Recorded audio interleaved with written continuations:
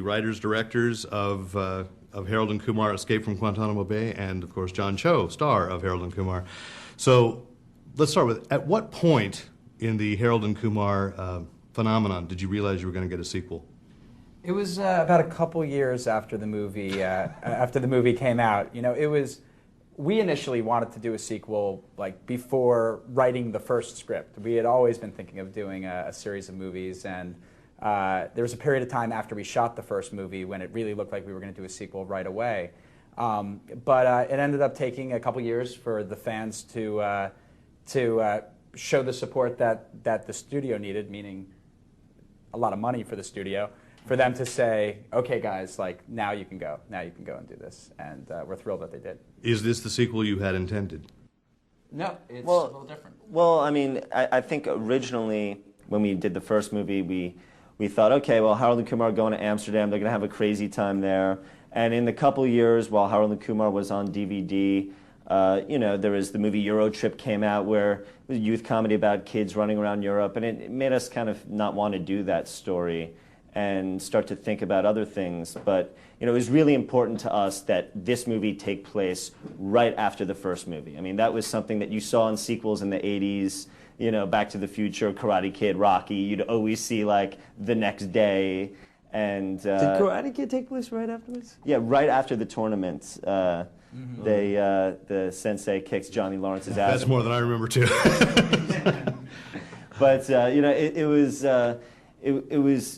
it was just kind of serendipity to start thinking, okay, well, if they don't make it to Amsterdam, then, you know, what's going to happen along the way? And we started thinking, okay, what if they get mistaken for terrorists? They end up in Guantanamo Bay, and that was just far more original and funny for us. Do you think, and let's include John, this could have been made, say, 4 years ago? I mean, it seems very politically sensitive, and yet, I mean, I'm grateful for it. I'm watching that trailer and going, nice tweaking of all the fears and so forth, but could you have done it?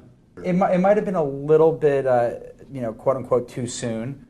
We don't believe it's really ever too soon at times, but you know, it's coming from the right place, and I think that's it. You know, this is a movie that is kind of poking fun at the post 9/11 paranoia and kind of the reaction in certain ways, and getting carried away in trying to do good at times.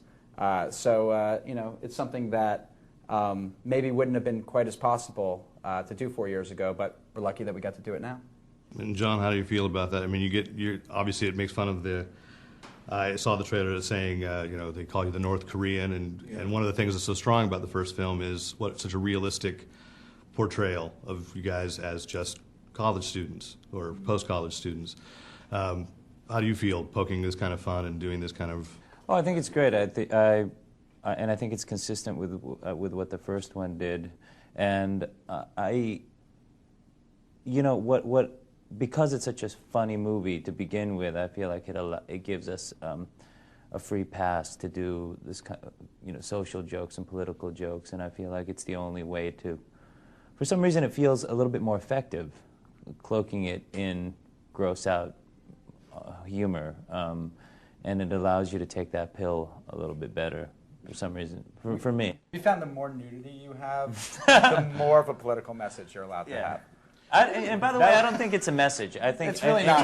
You know, seriously, people may look at the trailer and think that the movie is inclined to we're making fun of Bush or making a sort of one-sided political statement. I don't think that that's necessarily the case. I think we're real. The movie is just acting as more like opportunists. You know, we're just looking for jokes wherever we can. You know, now that I think about it, the movie Primary Colors, I think, was seriously lacking in nudity. And that's probably why I didn't like that movie. You wanted to see Travolta? Was that it? No, I think it was Emma Thompson. You know? I mean, it was a bad time. But with you. So I'm almost out, but I have, if I may, one Star Trek question, which is, you're playing Sulu. For the female viewers of Fanboy Planet, are we going to see you shirtless with a sword running down the deck of the Enterprise? I can't say.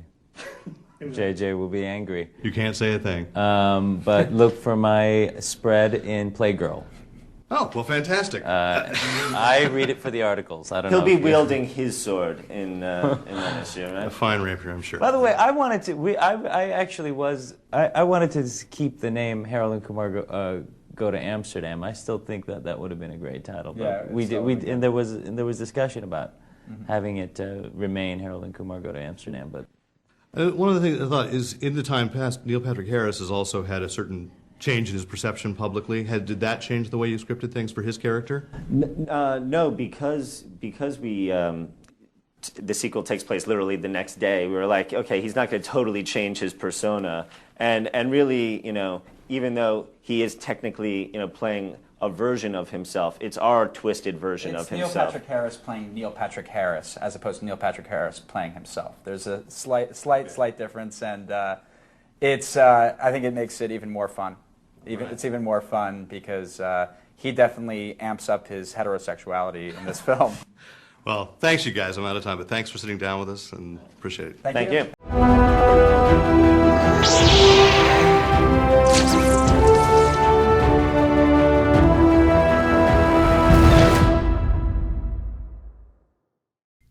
Thanks for watching. Hit the subscribe button to make sure you don't miss out on any Fanboy Planet videos. And remember, use your powers for good.